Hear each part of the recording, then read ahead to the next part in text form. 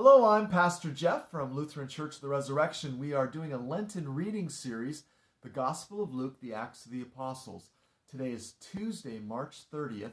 We are in Acts 25, 13 to 27. Again, a short reading today. Well, Festus has inherited this issue of Paul in prison, right? And he's really not sure what to do with Paul. He doesn't really sense that he's done anything that deserves death, and yet Paul said he wants to go to the emperor, and Festus can't just send a prisoner there without having some charge.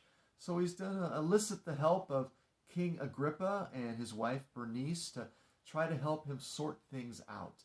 But in the midst of this conversation, we get, I think, something that's very insightful for Luke, who once again wrote Acts.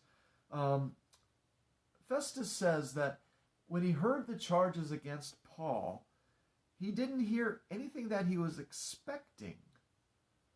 Instead, he says, there was points of disagreements between Paul and these religious leaders about their own religion, and here's what I want to get at, and about a certain Jesus who had died, but whom Paul asserted to be alive. And I think we could go right over that in our reading, and maybe if you read this already, you just kind of skipped right over it, but this is the heart of the gospel, isn't it? Jesus is alive. This makes all the difference. This is the resurrection. Jesus is not dead. He's not a teacher who had a good word and did some nice things and healed people, but then was dead and in the grave and gone.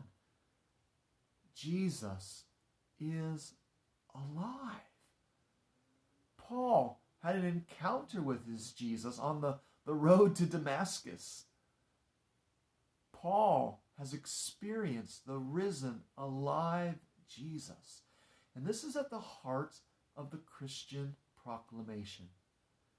You see, I was reading a commentary earlier that said sometimes the church, if we're not careful, we can get mired in just busyness.